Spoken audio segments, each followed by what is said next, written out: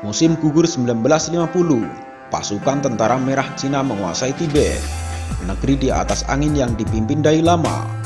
Dari penyerbuan inilah pertikaian Cina dan Tibet bermula.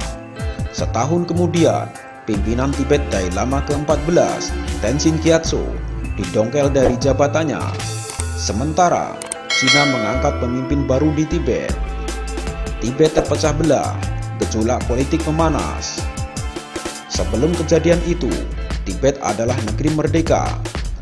Namun pemerintah Tibet mendapat pinjaman dari Cina untuk mega proyek infrastruktur seperti jalan, jembatan, pembangkit tenaga listrik, dan lain-lain.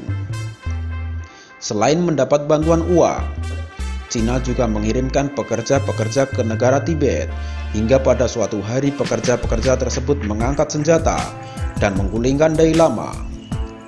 Ada pula kisah pahit negara yang gagal membayar hutang dari hutang luar negeri adalah Zimbabwe yang memiliki hutang sebesar 40 juta dolar Amerika Serikat kepada Cina. Akan tetapi, Zimbabwe tak mampu membayarkan hutangnya kepada Cina hingga akhirnya harus mengganti mata uangnya menjadi yuan sebagai imbalan penghapusan hutang. Penggantian mata uang itu berlaku sejak 1 Januari 2016.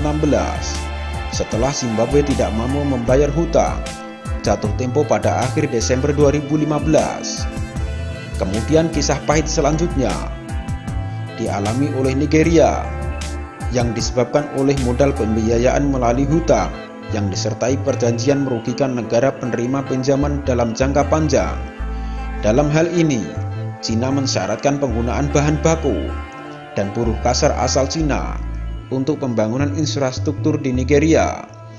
Kemudian, ada Sri Lanka yang juga tidak mampu membayarkan hutang luar negerinya untuk pembangunan infrastruktur. Sri Lanka sampai harus melepas pelabuhan Hambantota sebesar 1,1 triliun rupiah atau sebesar 70% sahamnya dijual kepada badan usaha milik negara Cina.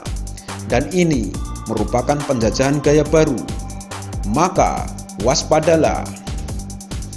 Indonesia harus bercermin dari beberapa kejadian itu. Indonesia harus lebih waspada, bukan hanya soal hutang. Komunis gaya baru dan proxy war juga harus diwaspadai, di mana opini-opini dibentuk untuk membela Cina, bahwa Cina tidak membahayakan, bahwa Cina adalah kawan, sehingga di masyarakat terbentuk dua kubu, yaitu cebong dan kadrun. Cebong yang selalu mendukung Cina, dengan tidak sadar mereka sudah dirubah opininya. Mereka menyerang kadrun dengan berbagai alasan. Alasan pertama, kadrun adalah aliran keras, HTI dan FPI. Alasan kedua, kadrun dibiayai oleh keluarga cendana.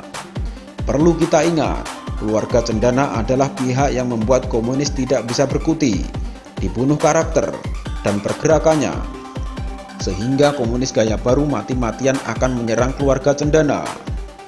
Alasan ketiga, kadrun pembela Timur Tengah. Padahal Timur Tengah juga tidak sedikit pun ingin menguasai Indonesia. Anehnya, kata kadrun pernah digunakan oleh PKI pada tahun sebelum 1965 untuk menandai ulama sebelum dibunuh. PKI saat itu menggunakan tangan Soekarno untuk membubarkan Partai Masyumi dan HMI. Pola adu domba dan pemutarbalikan fakta masih digunakan. Masyarakat dibenturkan untuk mendapatkan opini bahwa PKI tidak bersalah. Yang bersalah itu Soeharto yang memberontak Soekarno dengan menggunakan PKI, serta membentuk opini bahwa Cina itu baik dan teman kita. Membuat opini, PKI teriak PKI, menuduh kadrun sebagai PKI. Orang tidak sadar bahwa mereka sudah terserang oleh proxy war, intelijen asing atau agen asing yang membuat opini untuk merusak tatanan negara. Zaman penjajahan Belanda, ada istilah Londo Ireng, yaitu orang pribumi yang menjadi pengkhianat bangsa. Apa iya akan ada istilah Cino Ireng? Dan saat ini rancangan undang-undang haluan ideologi Pancasila tidak menetapkan TAP MPRS nomor 25. MPRS tahun 1966 tentang larangan ajaran komunisme. Ini perlu diwaspadai kelahiran komunis gaya baru. Perlu diketahui, PKI memberontak bukan hanya di Indonesia, tetapi di Malaysia, di Brunei Darussalam, bahkan di Filipina. Hingga saat ini PKI masih menjadi ancaman. Ingat, PKI memutarbalikkan fakta. Waspadalah PKI gaya baru. Waspadalah penjajahan gaya baru.